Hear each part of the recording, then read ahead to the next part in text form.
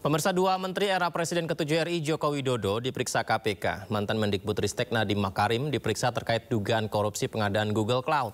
Sementara mantan Menteri Agama Yakut Khalil Qaumas diperiksa terkait korupsi kuota haji.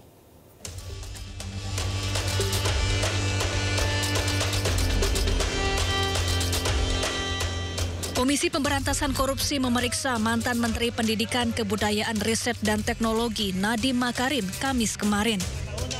Nadiem diperiksa terkait dugaan korupsi pengadaan Google Cloud di kementerian yang pernah ia pimpin. Menteri era Jokowi itu dicecar penyidik selama 9 jam. Sebelumnya, dua mantan pimpinan PT Gojek Tokopedia juga telah diperiksa KPK terkait pengadaan Google Cloud di Kemendikbudristek. Google Cloud berfungsi untuk menyimpan data dari seluruh sekolah di Indonesia yang menyelenggarakan kegiatan belajar mengajar secara online saat pandemi COVID-19. Tadi baru saja alhamdulillah sudah selesai, saya diminta memberikan keterangan mengenai pengadaan cloud di Kemendikbud.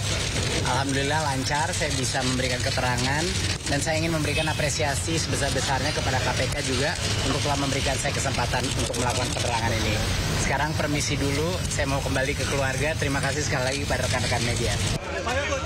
Selain Nadiem, di hari yang sama, KPK juga memeriksa mantan Menteri Agama era Presiden Joko Widodo, Yakut Khalil Qaumas. Usai hampir 5 jam diperiksa, Yakut mengaku telah memberi klarifikasi terkait pembagian kuota tambahan pada ibadah haji tahun 2024 lalu.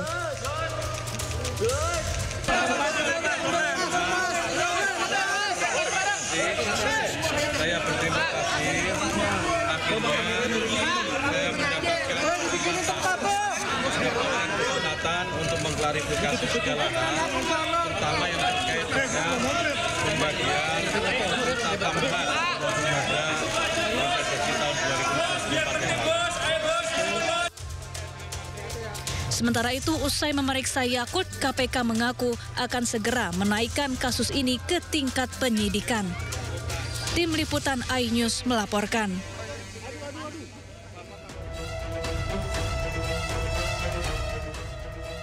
Yang pertama adalah Syahrul Yassin Limpo. Menteri Pertanian periode 2019-2023 ini ditetapkan sebagai tersangka oleh KPK dengan pasal pemerasan, gratifikasi, dan tindak pidana pencucian uang. Yassin dijatuhi hukuman 12 tahun penjara dan denda 300 juta rupiah. Selanjutnya adalah Menteri Komunikasi dan Informatika periode 2019-2023, Johnny G. Plate. Johnny divonis 15 tahun penjara dan denda 1 miliar rupiah dalam kasus korupsi pengadaan menara BTS. Selanjutnya adalah Idrus Marham, Menteri Sosial periode Januari hingga Agustus 2018 ini tersandung kasus korupsi kesepakatan kontrak kerjasama proyek PLTU Riau 1. Idrus divonis 3 tahun penjara dengan denda 150 juta rupiah. Selanjutnya adalah Menteri Pemuda dan Olahraga periode 2014-2019, Imam Nahrawi. Imam dijatuhi hukuman 7 tahun atas kasus suap dana hibah KONI. Juliari Batubara, Menteri Sosial periode 2019-2020 ini dihukum 12 tahun penjara dan denda 500 juta rupiah. Ia terbukti terlibat korupsi dana bansos COVID-19. Yang terakhir adalah Tom Lembong. Menteri Perdagangan periode 2015-2016 ini ditetapkan sebagai tersangka dalam dugaan kasus tindak pidana korupsi impor gula dan divonis 4,5 tahun. Namun, kemudian dapat pengampunan dari Presiden. Sebelum menjalani pemeriksaan oleh KPK dalam penyelidikan kasus pengadaan Google Cloud di Kemendikbudristek, Nadiem pemirsa ini sudah 2 kali diperiksa Kejaksaan Agung sebagai saksi dugaan korupsi pengadaan laptop Chromebook.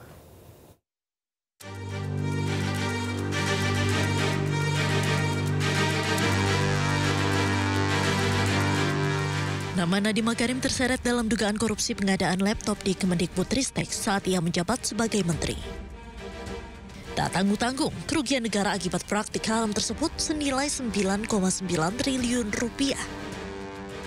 Akibat dugaan tersebut, Kejaksaan Agung pun mencegah Nadiem keluar negeri selama 6 bulan sejak 19 Juni 2025. Tak hanya dicegah keluar negeri, Kejaksaan Agung juga menggeledah kantor Gotoh.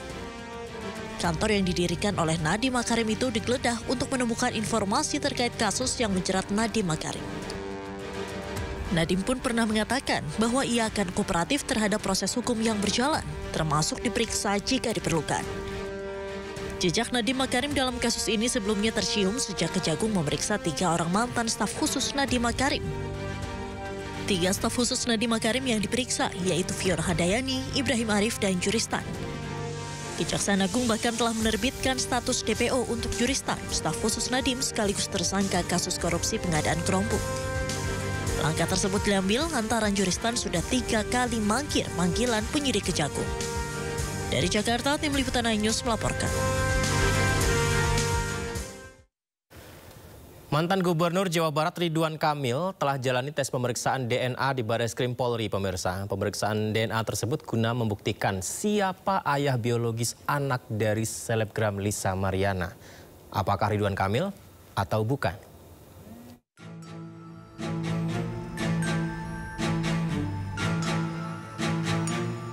Tim Pusdokes Polri telah mengambil sampel DNA dari mantan Gubernur Jawa Barat Ridwan Kamil. Ridwan Kamil berharap tes DNA bisa menjawab berbagai spekulasi yang berkembang di tengah masyarakat. RK juga berharap kasus terkait status anak Lisa yang diduga sebagai anak dari pria yang akrab disapa Kang Emil ini tidak berlarut-larut. Jadi kita berinisiatif biar nggak berlarut-larut, biar tuntas, sehingga masyarakat tidak disuguhi oleh hal-hal yang tidak sepenuhnya perlu dijadikan konsumsi publik, kira-kira begitu. Mudah-mudahan tes ini menjadi jawaban dari yang selama ini kami perjuangkan ya. Selain Ridwan Kamil, selebgram Lisa Mariana dan anaknya juga selesaikan rangkaian tes DNA di Barreskrim Polri. Pengambilan sampel berjalan dengan lancar, alhamdulillah. Iya, cuman agak melo aja karena anak sekecil itu kan ditusuk jarum gitu ya, jadi agak nangis. Harapannya apa? Ya. Ketemu sama Pak RK? Oh enggak, beda lantai ya. Harapannya apa? Tapi berharap bertemu nggak Mbak tadi Mbak? Enggak. Asal ya sportif aja ya Bang ya, berjalan dengan lancar gitu. Hasil tes dikeluarkan oleh Pusat Kedokteran dan Kesehatan atau Pusdokes Polri dalam waktu 10 hari. Tim Liputan iNews melaporkan. Perseteruan selebgram Lisa Mariana dan Gubernur Jawa Barat Ridwan Kamil berlangsung sejak Maret 2025 lalu. Lisa Mariana menuding RK sebagai ayah kandung dari anak perempuannya.